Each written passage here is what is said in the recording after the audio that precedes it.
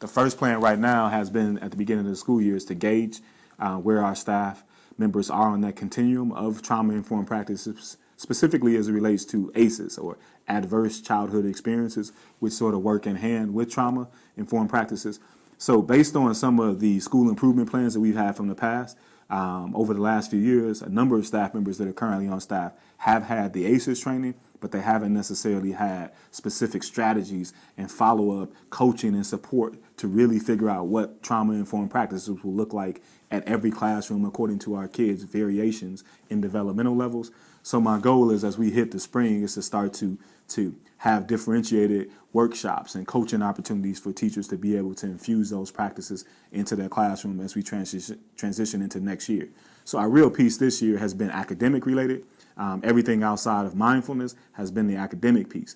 And we're really pushing culturally sponsored pedagogy and then beyond diversity training. So teachers are being able to be aware of the common language with how they navigate discussions and then how they understand students' cultures. So my thought as we transition into the spring is really to drive back home a lot of the framework about ACEs and then to look at the specific and explicit practices for trauma that need to trickle into our classroom on a gradual and continual basis. So that's ultimately what my plan is about trauma-informed practices. It's one of the things I'm the most passionate about.